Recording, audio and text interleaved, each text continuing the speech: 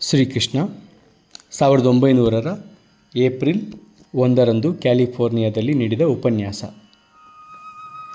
ಭರತಖಂಡದಲ್ಲಿ ಬುದ್ಧನ ಜನನ ಕಾಲದಲ್ಲಿದ್ದ ಪರಿಸ್ಥಿತಿಯು ಶ್ರೀಕೃಷ್ಣನ ಜನನದ ಕಾಲದಲ್ಲಿಯೂ ಇತ್ತು. ಇಷ್ಟು ಮಾತ್ರವಲ್ಲ, ನಮ್ಮ ಕಾಲದಲ್ಲೂ ಕೂಡ ಅದೇ ಪರಿಸ್ಥಿತಿ ಇದೆ. ಎಲ್ಲೋ ಒಂದು ಆದರ್ಶ ಇದೆ, ಆದರೆ ಮಾನವ ಕೋಟಿಯ ಬಹುಪಾಲು ಜನ ಬೌದ್ಧಿಕವಾಗಿ ಕೂಡ ಆ ಆದರ್ಶದ ಮಟ್ಟಕ್ಕೆ ಏರಲಾರರು. ಬಲಿಷ್ಠರು ಆದರ್ಶವನ್ನು ಅನುಷ್ಠಾನಕ್ಕೆ ತರುವರು.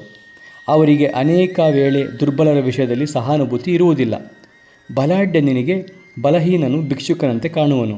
ಬಲಾಢ್ಯರೇನೋ ಮುಂದುವರೆದು ಹೋಗುವರು, ಆದರೆ ಯಾರು ದುರ್ಬಲರಾಗಿರುವರೋ ಅವರಿಗೆ ಸಹಾನುಭೂತಿಯನ್ನು ತೋರುವುದು ಮತ್ತು ಅವರಿಗೆ ನೆರವಾಗುವುದು, ಇದೇ ನಾವು ತಾಳಬೇಕಾದ ಉನ್ನತ ದೃಷ್ಟಿ. ಆದರೆ ಅನೇಕ ವೇಳೆ ತತ್ವಜ್ಞಾನಿಯು ಇತರರಿಗೆ ನಾವು ಸಹಾನುಭೂತಿಯನ್ನು ತೋರುವುದಕ್ಕೆ ಆತಂಕವಾಗಿ ಪರಿಣಮಿಸುವನು. ಅನಂತ ಜೀವನವನ್ನು ನಮ್ಮ ಈ ಜೀವನದ ಕೆಲವು ವರ್ಷಗಳ ಆಯುಸ್ಸಿನಲ್ಲಿ ನಿರ್ಧರಿಸಬೇಕಾಗಿದೆ ಎಂಬ ಸಿದ್ಧಾಂತವನ್ನು ಅನುಸರಿಸಿದರೆ ನಾವು ಹತಾಶರಾಗುತ್ತೇವೆ. ಯಾರು ದುರ್ಬಲರೋ ಅವರನ್ನು ಗಮನಿಸುವುದಕ್ಕೆ ನಮಗೆ ಕಾಲವೇ ಇರುವುದಿಲ್ಲ. ಆದರೆ ಪರಿಸ್ಥಿತಿ ಹೀಗಾಗದೆ ಈ ಜನ್ಮವು ನಾವು ಸಾಗಿ ಹೋಗಬೇಕಾದ ಹಲವು ಅನುಭವಗಳಲ್ಲಿ ಒಂದಾಗಿದ್ದರೆ, ನಮ್ಮ ಅನಂತ ಜೀವನವನ್ನು ಅನಂತವಾದ ನಿಯಮಗಳ ಎರಕದಲ್ಲಿ ಹಾಕಿ ರೂಪಿಸಿ ನಿಯಂತ್ರಿಸಬೇಕಾಗಿರುವುದು ಸತ್ಯವಾದರೆ, ಪ್ರತಿಯೊಂದು ಜೀವಿಗೂ ಬೇಕಾದಷ್ಟು ಅವಕಾಶಗಳು ಇರುವವು. ಆಗ ನಾವು ಅವಸರ ಪಡಬೇಕಾಗಿಲ್ಲ. ನಮ್ಮ ಸುತ್ತಲೂ ನೋಡುವುದಕ್ಕೆ, ಸಹಾನುಭೂತಿ ತೋರುವುದಕ್ಕೆ, ದುರ್ಬಲರಿಗೆ ಕೈ ನೀಡಿ ಅವರನ್ನು ಮೇಲೆ ಎತ್ತುವುದಕ್ಕೆ ಬೇಕಾದಷ್ಟು ಕಾಲಾವಕಾಶವಿರುತ್ತದೆ. ಸಂಸ್ಕೃತದಲ್ಲಿ ಬೌದ್ಧ ಧರ್ಮದಲ್ಲಿರುವಂತೆ 2 ಪದಗಳಿವೆ. ಇಂಗ್ಲೀಷ್ನಲ್ಲಿ ಒಂದನ್ನು ರಿಲಿಜನ್ ಧರ್ಮವೆಂದು, ಮತ್ತೊಂದನ್ನು ಸೆಕ್ಟ್ ಪಂಥ ಎಂದು ಅನುವಾದಿಸುವರು. ಶ್ರೀಕೃಷ್ಣನ ಶಿಷ್ಯರು, ಅವನ ಅನುಯಾಯಿಗಳು ಮತ್ತು ಧರ್ಮಕ್ಕೆ ಒಂದು ಹೆಸರು ಇಲ್ಲದಿರುವುದೇ ಒಂದು ಸೋಜಿಗವಾಗಿದೆ. ಹೊರಗಿನವರು ಅವರ ಧರ್ಮವನ್ನು ಹಿಂದೂ ಧರ್ಮ ಅಥವಾ ಬ್ರಾಹ್ಮಣ ಧರ್ಮ ಎಂದು ಕರೆಯುತ್ತಾರೆ. ಒಂದೇ ಧರ್ಮ ಇರುವುದು, ಆದರೆ ಪಂಥಗಳು ಹಲವು ಇವೆ. ನೀವು ಅದಕ್ಕೆ ಒಂದು ಹೆಸರನ್ನು ಕೊಟ್ಟು ಉಳಿದವುಗಳಿಂದ ಅದನ್ನು ಪ್ರತ್ಯೇಕ ಮಾಡಿದೊಡನೆ ಅದೊಂದು ಪಂಥವಾಗುವುದು, ಎಂದಿಗೂ ಧರ್ಮವಾಗುವುದಿಲ್ಲ. ಪಂಥವು ತನ್ನಲ್ಲಿರುವ ಸತ್ಯವನ್ನು ಸಾರುತ್ತದೆ, ಬೇರೆ ಯಾವ ಪಂಥದಲ್ಲಿಯೂ ಸತ್ಯವಿಲ್ಲ ಎಂದು ಹೇಳುತ್ತದೆ. ಆದರೆ ಧರ್ಮವಾದರೋ, ಜಗತ್ತಿನಲ್ಲೆಲ್ಲ ಹಿಂದೆ ಒಂದೇ ಧರ್ಮ ಇತ್ತು ಮತ್ತು ಈಗ ಇರುವುದೂ ಒಂದೇ ಧರ್ಮವೇ ಎನ್ನುವುದು. ಎಂದಿಗೂ 2 ಧರ್ಮಗಳು ಇರಲಿಲ್ಲ. ಒಂದೇ ಧರ್ಮ ಬೇರೆ ಬೇರೆ ದೇಶಗಳಲ್ಲಿ ಮತ್ತು ಕಾಲದಲ್ಲಿ ಬೇರೆ ಬೇರೆ ಹೆಸರುಗಳನ್ನು ತಾಳಿದೆ. ಮಾನವ ಕೋಟಿಯ ಗುರಿ ಮತ್ತು ಅದರ ವ್ಯಾಪ್ತಿಯನ್ನು ಕಂಡುಹಿಡಿಯುವುದೇ ನಮ್ಮ ಕೆಲಸವಾಗಿದೆ. ಶ್ರೀಕೃಷ್ಣ ಮಾಡಿದ ಮಹಾನ್ ಕಾರ್ಯವೇ ಇದು. ನಮ್ಮ ಕಣ್ಣುಗಳನ್ನು ಶುದ್ಧಿ ಮಾಡಿ ಮಾನವ ಕೋಟಿಯು ಮುಂದೆ ಸಾಗುತ್ತಿರುವಾಗ ಅದನ್ನು ಒಂದು ಉದಾರವಾದ ದೃಷ್ಟಿಯಿಂದ ನೋಡುವಂತೆ ಮಾಡಿದನು. ಎಲ್ಲದರಲ್ಲೂ ಒಂದೇ ಸತ್ಯವನ್ನು ನೋಡಿದ ಪ್ರಥಮ ವ್ಯಕ್ತಿ ಅವನು. ಪ್ರತಿಯೊಬ್ಬರಿಗೂ ತೃಪ್ತಿಯನ್ನೇ ತರುವಂತಹ ಸುಂದರವಾದ ನುಡಿಗಳು ಪ್ರಪಂಚಕ್ಕೆ ಪ್ರಥಮ ಬಾರಿ ಬಂದದ್ದು ಈ ವ್ಯಕ್ತಿಯ ವದನದ ಮೂಲಕ. ಶ್ರೀಕೃಷ್ಣನು ಬುದ್ಧನಿಗಿಂತ ಸುಮಾರು 1000 ವರ್ಷಗಳ ಮುಂಚೆ ಇದ್ದನು. ಅನೇಕ ವೇಳೆ ಅವನು ಎಂದಾದರೂ ಇದ್ದ ಎಂಬುದನ್ನು ನಂಬುವುದಿಲ್ಲ. ಹಿಂದೆ ಬಳಕೆಯಲ್ಲಿದ್ದ ಸೂರ್ಯೋಪಾಸನೆಯಿಂದ ಶ್ರೀಕೃಷ್ಣ ಉಪಾಸನೆ ಪ್ರಾರಂಭವಾಗಿರಬೇಕು ಎಂದು ಕೆಲವರು ಭಾವಿಸುವರು. ಹಲವು ಕೃಷ್ಣರು ಇರುವಂತೆ ಕಾಣುವುದು. ಒಬ್ಬನು ಉಪನಿಷತ್ತಿನಲ್ಲಿ ಬರುವನು, ಮತ್ತೊಬ್ಬ ರಾಜನಾಗಿದ್ದನು, ಇನ್ನೊಬ್ಬನು ದಂಡನಾಯಕನಾಗಿದ್ದ. ಇವರೆಲ್ಲ ಸೇರಿ ಒಂದು ಕೃಷ್ಣನೆಂಬ ವ್ಯಕ್ತಿಯಾಗಿರಬಹುದು. ಆದರೆ ಇದರಿಂದ ಏನೂ ಬಾಧಕ ಇಲ್ಲ. ಸತ್ಯಾಂಶವೇನೆಂದರೆ, ಆಧ್ಯಾತ್ಮಿಕ ಜೀವನದಲ್ಲಿ ಅಪೂರ್ವವಾದ ವ್ಯಕ್ತಿಯೊಬ್ಬ ಉದಿಸುವುದು, ಅನಂತರ ಬೇಕಾದಷ್ಟು ಕಥೆಗಳು ಅವನ ಸುತ್ತಲೂ ಬೆಳೆದುಕೊಳ್ಳುವುದು. ಕೃಷ್ಣನೆಂಬ ವ್ಯಕ್ತಿಗೆ ಸಂಬಂಧಪಟ್ಟ ಪುರಾಣ ಕಥೆಗಳೆಲ್ಲ ಒಂದು ವ್ಯಕ್ತಿಯ ಜೀವನದೊಂದಿಗೆ ಹೊಂದಿಕೊಳ್ಳಬೇಕಾಗಿದೆ. ನ್ಯೂ ಟೆಸ್ಟ್ಮೆಂಟ್ನಲ್ಲಿ ಬರುವ ಕಥೆಗಳನ್ನೆಲ್ಲ ನಾವು ಒಪ್ಪಿಕೊಂಡಿರುವ ಕ್ರಿಸ್ತನ ಜೀವನ ಮತ್ತು ಶೀಲದೊಂದಿಗೆ ಹೊಂದಿಕೊಳ್ಳಬೇಕಾಗಿದೆ. ಇಂಡಿಯಾ ದೇಶದಲ್ಲಿ ರೂಢಿಯಲ್ಲಿರುವ ಬುದ್ಧನಿಗೆ ಸಂಬಂಧಪಟ್ಟ ಕಥೆಗಳಲ್ಲೆಲ್ಲ ಒಂದು ಮುಖ್ಯವಾದ ಕೇಂದ್ರ ಭಾವನೆಯೇ ಇತರರಿಗಾಗಿ ತ್ಯಾಗ ಮಾಡುವುದು. ಇದರೊಂದಿಗೆ ಅವನ ಜೀವನವನ್ನು ಹೊಂದಿಸಿಕೊಳ್ಳಬೇಕಾಗಿದೆ. ಶ್ರೀಕೃಷ್ಣನ ಸಂದೇಶದಲ್ಲಿ 2 ಮುಖ್ಯ ಭಾವನೆಗಳನ್ನು ನಾವು ನೋಡುತ್ತೇವೆ. ಮೊದಲನೆಯದು ಭಿನ್ನ ಭಿನ್ನ ಭಾವನೆಗಳ ಮಧ್ಯದಲ್ಲಿ ತೋರುವ ಸಾಮರಸ್ಯ. ಎರಡನೆಯದು ಅನಾಸಕ್ತಿ. ಒಬ್ಬ ಮನುಷ್ಯ ಸಿಂಹಾಸನದ ಮೇಲೆ ಕುಳಿತು ರಾಜ್ಯಭಾರ ಮಾಡುತ್ತಿದ್ದರೂ, ದೊಡ್ಡ ಸೈನ್ಯದ ದಂಡನಾಯಕನಾಗಿದ್ದರೂ, ದೇಶದ ಪ್ರಗತಿಗೆ ದೊಡ್ಡ ಯೋಜನೆಗಳನ್ನು ಕಾರ್ಯಗತ ಮಾಡುವುದರಲ್ಲಿ ನಿರತನಾಗಿದ್ದರೂ ಅವನು ಪೂರ್ಣಾತ್ಮನಾಗಬಹುದು, ಜೀವನದ ಪರಮ ಗುರಿಯನ್ನೇ ಮುಟ್ಟಬಹುದು. ವಾಸ್ತವವಾಗಿ ಕೃಷ್ಣನ ಮಹಾನ್ ಉಪದೇಶವು ಬೋಧಿಸಲ್ಪಟ್ಟಿದ್ದು ಯುದ್ಧಭೂಮಿಯಲ್ಲಿ. ಶ್ರೀಕೃಷ್ಣ ಹಿಂದಿನ ಕಾಲದ ಪುರೋಹಿತರ ಆಚಾರದಲ್ಲಿದ್ದ ನಟನೆ ಮತ್ತು ಭಾವಹೀನತೆ ಇವುಗಳನ್ನೆಲ್ಲ ಚೆನ್ನಾಗಿ ಮನಗೊಂಡನು. ಅವುಗಳಲ್ಲಿ ಸ್ವಲ್ಪ ಒಳ್ಳೆಯ ಅಂಶವನ್ನು ಕಂಡನು. ನೀನು ತುಂಬ ಬಲಶಾಲಿಯಾದರೆ ಒಳ್ಳೆಯದು, ಆದರೆ ಯಾರು ನಿನ್ನಷ್ಟು ಬಲಶಾಲಿಗಳಲ್ಲವೋ ಅವರನ್ನು ಹಳಿಯಬೇಡ. ಪ್ರತಿಯೊಬ್ಬನೂ ಅಯ್ಯೋ ಈ ಜನರು ಅಜ್ಞರು ಎಂದು ಶಪಿಸುವವರೇ. ಆದರೆ ಯಾರು ಅಯ್ಯೋ ನಿಮಗೆ ಸಹಾಯ ಮಾಡಲು ಸಾಧ್ಯವಿಲ್ಲವಲ್ಲ, ನಾನು ಎಂತಹ ಸ್ಥಿತಿಯಲ್ಲಿರುವೆನು ಎಂದುಕೊಳ್ಳುವವರು ಅಪರೂಪ. ಜನರು ತಮ್ಮ ಯೋಗ್ಯತೆ, ತಿಳುವಳಿಕೆ ಮತ್ತು ಸಾಮರ್ಥ್ಯಗಳಿಗೆ ತಕ್ಕಂತೆ ಕೆಲಸ ಮಾಡುತ್ತಿರುವರು. ನಾವಿರುವ ಸ್ಥಳಕ್ಕೆ ಅವರನ್ನು ತರಲು ಸಾಧ್ಯವಿಲ್ಲವಲ್ಲ, ಎಷ್ಟು ಶೋಚನೀಯ ಸ್ಥಿತಿ. ಆದ ಕಾರಣವೇ ಹಲವು ಆಚಾರಗಳು, ದೇವತೆಗಳ ಪೂಜೆ, ಪುರಾಣಗಳು ಇವುಗಳೆಲ್ಲ ಸರಿ ಎನ್ನುವನು ಶ್ರೀಕೃಷ್ಣ. ಏತಕ್ಕೆ ಎಂದರೆ ಇವುಗಳೆಲ್ಲ ಒಂದೇ ಗುರಿಯೆಡೆಗೆ ನಮ್ಮನ್ನು ಒಯ್ಯುತ್ತವೆ. ಆಚಾರ, ಶಾಸ್ತ್ರ, ವಿಚಾರ ಇವುಗಳೆಲ್ಲ ಒಂದೇ ಉದ್ದನೆಯ ಸರಪಳಿಯಲ್ಲಿರುವ ಕೊಂಡಿಗಳು. ಅವುಗಳಲ್ಲಿ ಯಾವುದಾದರೂ ಒಂದನ್ನು ಹಿಡಿದುಕೊಳ್ಳಿ, ಅದು ಮುಖ್ಯವಾದುದು. ನಿನ್ನಲ್ಲಿ ಶ್ರದ್ಧೆ ಇದ್ದರೆ ನೀನು ಯಾವುದಾದರೂ ಒಂದು ಕೊಂಡಿಯನ್ನಾದರೂ ಹಿಡಿದುಕೊಂಡಿದ್ದರೆ, ಅದನ್ನು ಬಿಡದೇ ಇದ್ದರೆ ಉಳಿದವುಗಳೆಲ್ಲ ತಾನಾಗಿ ಬರುತ್ತವೆ. ಆದರೆ ಜನ ಯಾವುದನ್ನೂ ಹಿಡಿದುಕೊಳ್ಳುವುದಿಲ್ಲ. ತಾವು ಯಾವುದನ್ನು ಹಿಡಿದುಕೊಳ್ಳಬೇಕೆಂಬುದನ್ನು ನಿರ್ಧರಿಸುವುದಕ್ಕಾಗಿಯೇ ಜನ ಸುಮ್ಮನೆ ಹೋರಾಡುವರು, ಆದರೆ ಯಾವುದನ್ನೂ ಹಿಡಿದುಕೊಳ್ಳುವುದಿಲ್ಲ. ನಾವು ಯಾವಾಗಲೂ ಸತ್ಯವನ್ನು ಆರಿಸುತ್ತಿರುವೆವು, ಆದರೆ ಅದನ್ನು ಪಡೆಯಲು ಇಚ್ಛಿಸುವುದಿಲ್ಲ. ಸುಮ್ಮನೆ ಹೋಗಿ ಕೇಳುವ ಸಂತೋಷ ಮಾತ್ರ ನಮಗೆ ಬೇಕು. ನಮ್ಮಲ್ಲಿ ಬೇಕಾದಷ್ಟು ಶಕ್ತಿ ಇದೆ, ನಾವು ಅದನ್ನು ಹೀಗೆ ವ್ಯಯ ಮಾಡುತ್ತೇವೆ. ಆದ ಕಾರಣವೇ ಮೂಲ ಕೇಂದ್ರದಿಂದ ಹಬ್ಬಿರುವ ಯಾವುದಾದರೂ ಒಂದು ಸರಪಳಿಯನ್ನು ಹಿಡಿದುಕೊಳ್ಳಿ ಎಂದು ಶ್ರೀಕೃಷ್ಣನು ಹೇಳುವನು. ಯಾವುದೋ ಒಂದು ಹಂತವು ಮತ್ತೊಂದಕ್ಕಿಂತ ಮೇಲಲ್ಲ. ಎಲ್ಲಿಯವರೆಗೆ ಯಾರ ಧರ್ಮ ನಿಷ್ಕಪಟವಾಗಿದೆಯೋ ಅಲ್ಲಿಯವರೆಗೆ ಅಲ್ಲಿರುವ ಯಾವುದನ್ನು ಅಳಿಯಬೇಡಿ. ನೀವು ಇವುಗಳಲ್ಲಿ ಯಾವುದಾದರೂ ಒಂದು ಕೊಂಡಿಯನ್ನು ಹಿಡಿದುಕೊಂಡರೂ ಸಾಕು, ಅದು ನಿಮ್ಮನ್ನು ಕೇಂದ್ರದ ಕಡೆಗೆ ಸೆಳೆಯುವುದು. ನಿಮ್ಮ ಹೃದಯವೇ ಉಳಿದವುಗಳನ್ನೆಲ್ಲ ಬೋಧಿಸುವುದು. ಅಂತರ್ಯಾಮಿಯಾದ ಗುರುವೇ ಎಲ್ಲ ಮತಗಳನ್ನು, ತತ್ವಗಳನ್ನು ಬೋಧಿಸುವನು. ಕ್ರಿಸ್ತನಂತೆ ಶ್ರೀಕೃಷ್ಣ ತಾನೇ ದೇವರು ಎಂದು ಹೇಳಿಕೊಳ್ಳುವನು. ಅವನು ದೇವರನ್ನು ತನ್ನಲ್ಲಿಯೇ ನೋಡುತ್ತಿರುವನು. ಯಾರು ನನ್ನನ್ನು ಬಿಟ್ಟು ಒಂದು ದಿನವೂ ಇರಲಾರರು, ಎಲ್ಲರೂ ನನ್ನ ಬಳಿಗೆ ಬರಬೇಕಾಗಿದೆ. ಯಾರಿಗೆ ಯಾವ ಆಕಾರದ ಮೂಲಕ ನನ್ನ ಆರಾಧನೆ ಮಾಡಬೇಕೆಂಬ ಇಚ್ಛೆ ಇದೆಯೋ ನಾನು ಅವನಿಗೆ ಅದರಲ್ಲಿಯೇ ಶ್ರದ್ಧೆಯನ್ನು ಹುಟ್ಟಿಸುವೆನು. ಅದರ ಮೂಲಕವೇ ನಾನು ಅವರನ್ನು ನೋಡುತ್ತೇನೆ ಎನ್ನುವನು ಶ್ರೀಕೃಷ್ಣ.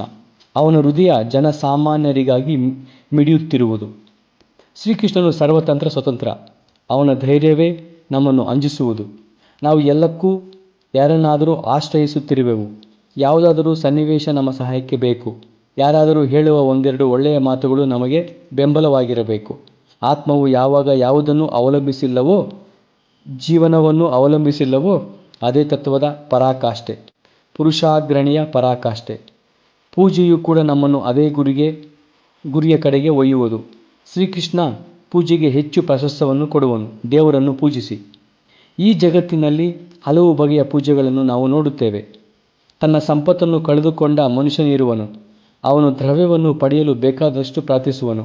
ಆದರೆ ಪರಾಪೂಜೆ ಪ್ರೀತಿಗಾಗಿಯೇ ದೇವರನ್ನು ಪ್ರೀತಿಸುವುದು. ದೇವರೊಬ್ಬನಿದ್ದರೆ ಇಷ್ಟೊಂದು ದುಃಖವ್ಯಾಕೆ ಇರಬೇಕು ಎಂಬ ಪ್ರಶ್ನೆಯೂ ಬರಬಹುದು. ಆದರೆ ಭಕ್ತನಾದರೂ ಹೀಗೆ ಹೇಳುವನು, ಈ ಪ್ರಪಂಚದಲ್ಲಿ ದುಃಖವಿದೆ, ಆದುದರಿಂದ ನಾನು ದೇವರನ್ನು ಪ್ರೀತಿಸುವುದನ್ನು ಬಿಡಲಾರೆ. ಆದರೆ ನನ್ನ ದುಃಖವನ್ನೆಲ್ಲ ತೊಡೆದು ಹಾಕೆಂದು ನಾನು ದೇವರಲ್ಲಿ ಪ್ರಾರ್ಥಿಸುವುದಿಲ್ಲ. ನಾನು ಅವನನ್ನು ಪ್ರೀತಿಸುತ್ತೇನೆ, ಯಾಕೆಂದರೆ ಅವನು ಪ್ರೇಮ ಸ್ವರೂಪಿ. ಇತರ ಪೂಜಾದಿಗಳು ಕೆಳಮಟ್ಟದ್ದು. ಆದರೆ ಶ್ರೀಕೃಷ್ಣ ಯಾವುದನ್ನೂ ದೂರುವುದಿಲ್ಲ. ಏನನ್ನೂ ಮಾಡದೇ ಇರುವುದಕ್ಕಿಂತ ಏನಾದರೂ ಮಾಡುವುದು ಒಳ್ಳೆಯದು. ದೇವರನ್ನು ಪೂಜಿಸಲು ಪ್ರಾರಂಭಿಸಿದ ಮನುಷ್ಯ ಕ್ರಮೇಣ ಬೆಳೆಯುತ್ತಾ ಬರುವನು. ಅನಂತರ ಅವನು ದೇವರನ್ನು ಪ್ರೀತಿಗಾಗಿ ಪ್ರೀತಿಸುವನು.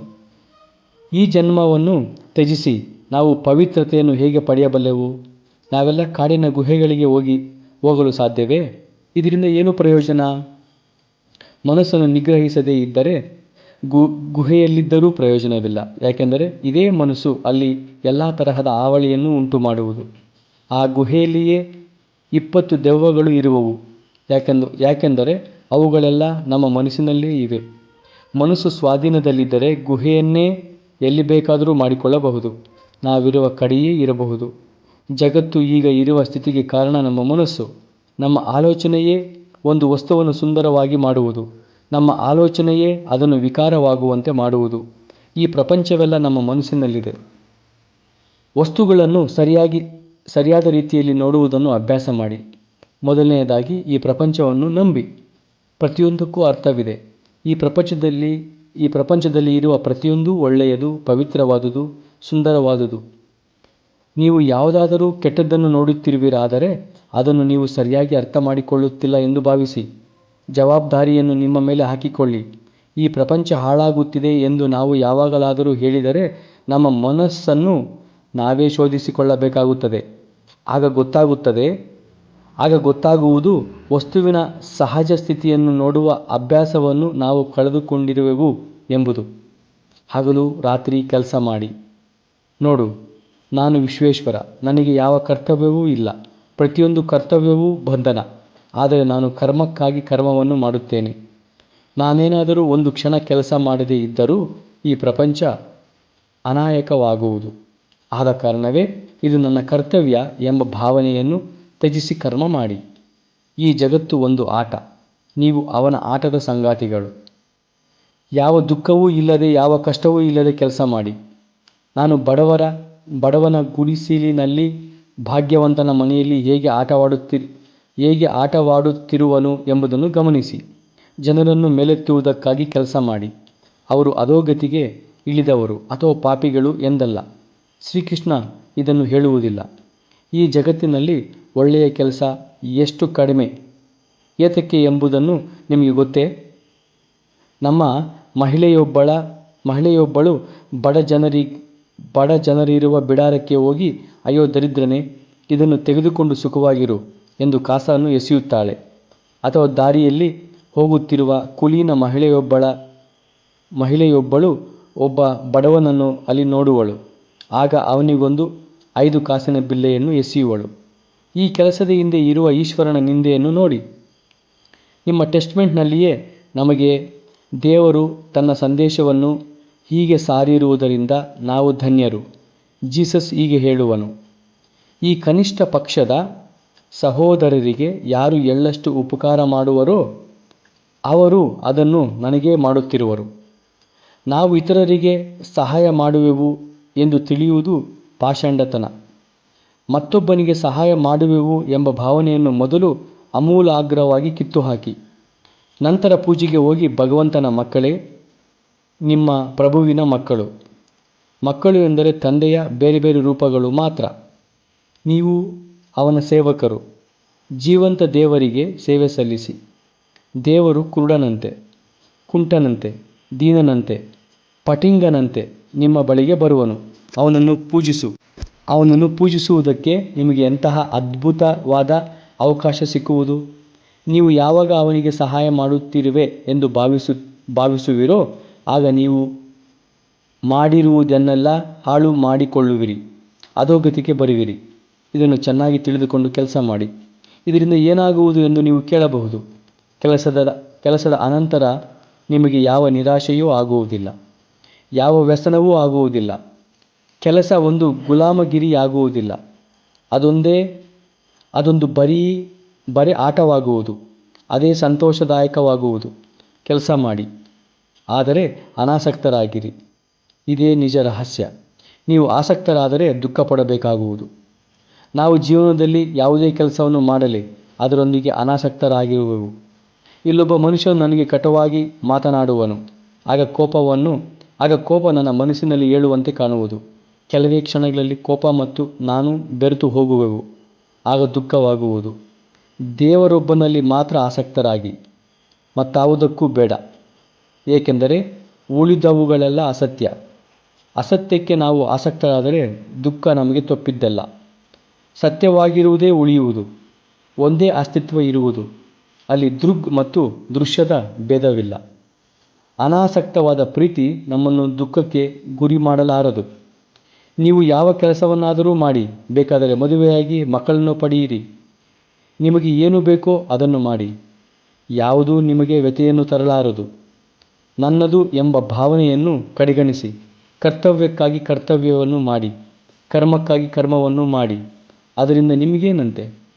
ನೀವು ದೂರ ಸರಿದು ನಿಲ್ಲಿ. ನಾವು ಅನಾಸಕ್ತಿಯ ಸ್ಥಿತಿಯನ್ನು ಪಡೆದಾಗ ಮಾತ್ರ ಈ ಪ್ರಪಂಚದ ಅದ್ಭುತವಾದ ರಹಸ್ಯ ನಮಗೆ ಅರಿವಾಗುವುದು. ಅದು ಹೇಗೆ ತೀವ್ರವಾದ ಕರ್ಮ ಮತ್ತು ಸ್ಪಂದನಗಳಿಂದ ಕೂಡಿದ್ದರೂ ಅದೇ ಸಂದರ್ಭದಲ್ಲಿಯೇ ಪ್ರಶಾಂತವೂ ಸ್ತಬ್ಧವೂ ಆಗಿದೆ. ಅದು ಹೇಗೆ ಪ್ರತಿಕ್ಷಣವೂ ಕ್ರಿಯಾಶೀಲವಾಗಿದೆ ಮತ್ತು ಪ್ರತಿಕ್ಷಣವೂ ವಿರಾಮದಿಂದಿದೆ ಎಂಬುದು ಗೊತ್ತಾಗುವುದು. ಇದೇ ವಿಶ್ವದ ರಹಸ್ಯ. ಏಕಕಾಲದಲ್ಲೇ ಅದು ವ್ಯಕ್ತಿಗತವಾಗಿದೆ ಮತ್ತು ವ್ಯಕ್ತಿಗೆ ಅತೀತವಾಗಿದೆ. ಅದು ಶಾಂತ ಮತ್ತು ಅನಂತವಾಗಿದೆ. ಆಗಲೇ ನಮಗೆ ಆ ರಹಸ್ಯ ಅರಿವಾಗುವುದು. ಯಾವನು ಕರ್ಮದಲ್ಲಿ ಅಕರ್ಮವನ್ನು ನೋಡುತ್ತಾನೆಯೋ, ಅಕರ್ಮದಲ್ಲಿ ಕರ್ಮವನ್ನು ನೋಡುತ್ತಾನೆಯೋ ಅವನೇ ಯೋಗಿ. ಅವನೇ ನಿಜವಾದ ಕರ್ಮವನ್ನು ತಿಳಿದವನು, ಇತರರಲ್ಲ. ನಾವು ಸ್ವಲ್ಪ ಕೆಲಸ ಮಾಡಿ ಕುಗ್ಗಿ ಹೋಗುವೆವು. ಏತಕ್ಕೆ? ನಾವು ಕೆಲಸದಲ್ಲಿ ಆಸಕ್ತರಾಗುವೆವು. ನಾವು ಆಸಕ್ತರಾಗದೇ ಇದ್ದರೆ ಕೆಲಸದಿಂದ ಅನಂತ ಶಾಂತಿ ಪ್ರಾಪ್ತವಾಗುವುದು. ಇಂತಹ ಅನಾಸಕ್ತಿಯನ್ನು ಪಡೆಯಬೇಕಾದರೆ ಎಷ್ಟು ಕಷ್ಟ. ಆದ ಕಾರಣವೇ ಶ್ರೀಕೃಷ್ಣನು ನಮಗೆ ಅದಕ್ಕಿಂತ ಕೆಳಗಿರುವ ಮಾರ್ಗವನ್ನು ತೋರಿಸುವನು. ಪ್ರತಿಯೊಬ್ಬರೂ ತಮಗೆ ಬಂದ ಕೆಲಸವನ್ನು ಮಾಡಿ ಫಲಕ್ಕೆ ಆಸಕ್ತರಾಗದೇ ಇರುವುದು ಅತ್ಯಂತ ಸುಲಭವಾದ ಮಾರ್ಗ. ನಮ್ಮನ್ನು ಬಂಧನಕ್ಕೆ ಗುರಿ ಮಾಡುವುದು ನಮ್ಮ ಆಸೆ.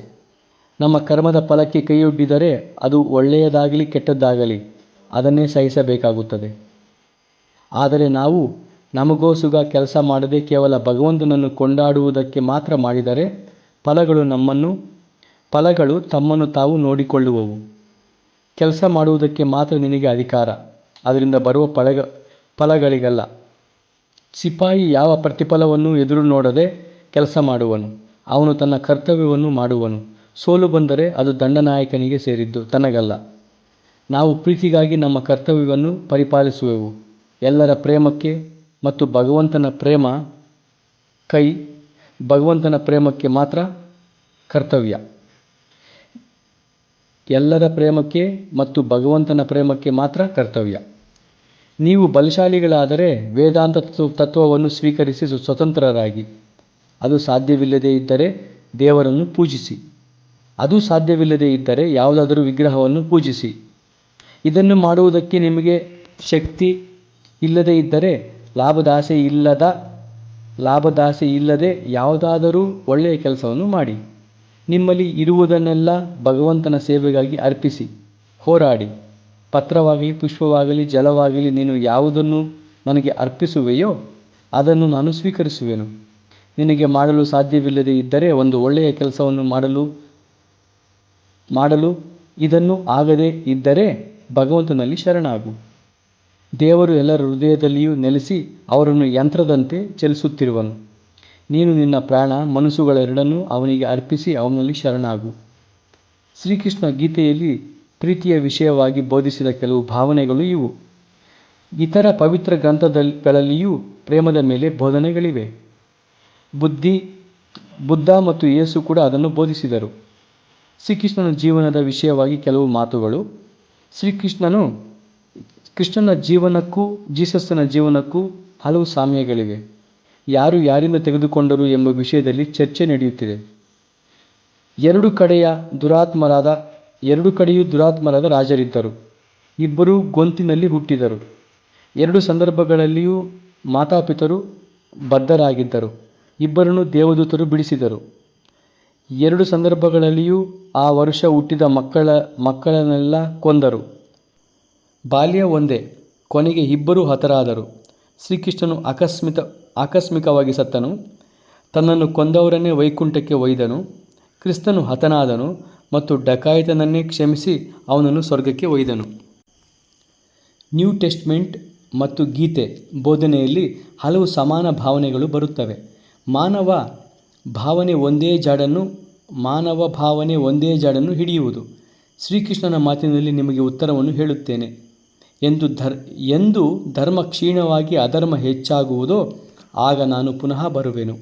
ಎಂದು ಒಬ್ಬ ಮಹಾವ್ಯಕ್ತಿ ಮಾನವನನ್ನು ಉದ್ಧರಿಸಲು ಯತ್ನಿಸುತ್ತಿರುವನೋ ನಾನೇ ಅವನು ಎಂದು ತಿಳಿದುಕೋ. ನನ್ನನ್ನೇ ಪೂಜಿಸು. ಅವನು ಯೇಸುವಿನಂತೆ ಅಥವಾ ಬುದ್ಧನಂತೆ ಬಂದಿದ್ದರೆ ಏಕೆ ಇಷ್ಟೊಂದು ಪಂಥಗಳಿರುವುದು? ಆದರೆ ಅವನ ಬೋಧನೆಯನ್ನು ಮಾತ್ರ ಅನುಸರಿಸಬೇಕಾಗಿದೆ. ಹಿಂದೂ ಭಕ್ತನು ದೇವರೊಬ್ಬನೇ ಕೃಷ್ಣನಂತೆ, ಬುದ್ಧನಂತೆ ಮತ್ತು ಎಲ್ಲ ಗುರುಗಳಂತೆ ಬರುವುದು ಎನ್ನುವನು. ಹಾಗೆಯೇ ಹಿಂದೂ ತಾತ್ವಿಕನು ಹೇಳುವನು, ಅವರು ಮಹಾವ್ಯಕ್ತಿಗಳು, ಆಗಲೇ ಮುಕ್ತಾತ್ಮರು. ಅವರು ಮುಕ್ತರಾದರೂ ಜಗತ್ತಿನ ಜನ ಬಂಧನದಲ್ಲಿ ನರಳುತ್ತಿರುವಾಗ ಅವರು ತಮ್ಮ ಮುಕ್ತಿಯನ್ನು ಲೆಕ್ಕಿಸಲಿಲ್ಲ. ಅವರು ಪುನಃ ದೇಹವನ್ನು ಧರಿಸಿ ಬಂದು ಮಾನವನಿಗೆ ಸಹಾಯ ಮಾಡಲು ಯತ್ನಿಸುವರು. ಅವರಿಗೆ ಬಾಲ್ಯದಿಂದಲೂ ತಾವಾರು ಮತ್ತು ತಾವು ಏತಕ್ಕೆ ಬಂದಿರುವೆವು ಎಂಬುದು ಗೊತ್ತಿರುತ್ತದೆ. ಅವರು ನಮ್ಮಂತೆ ಬದ್ಧರಾಗಿ ಬರುವುದಿಲ್ಲ. ಅವರು ತಾವೇ ಇಚ್ಛಿಸಿ ಬರುವರು. ಅವರಲ್ಲಿ ಅಷ್ಟೊಂದು ಆಧ್ಯಾತ್ಮಿಕ ಶಕ್ತಿ ಇರುವುದರಿಂದ ಹಾಗೆ ಬರದೇ ಇರಲು ಸಾಧ್ಯವೇ ಇಲ್ಲ. ನಾವು ಅದನ್ನು ತಡೆಯಲಾರೆವು. ಮಾನವ ಕೋಟಿಯನ್ನೇ ಆಧ್ಯಾತ್ಮಿಕ ಪ್ರವಾಹದ ಕೇಂದ್ರಕ್ಕೆ ಅವರು ಸೆಳೆಯುವರು. ಈ ಸ್ಪಂದನ ಮುಂದೆ ಸಾಗುತ್ತಾ ಹೋಗುವುದು. ಏಕೆಂದರೆ ಇದು ಒಬ್ಬ ಮಹಾವ್ಯಕ್ತಿಯಿಂದ ಪ್ರಾರಂಭವಾಯಿತು. ಮಾನವರೆಲ್ಲ ಮುಕ್ತರಾಗಿ ಈ ನಮ್ಮ ಪೃಥ್ವಿಯ ಮೇಲಿನ ಆಟವೆಲ್ಲ ನಿಲ್ಲುವವರೆಗೆ ಇದು ಸಾಗುತ್ತಿರುವುದು.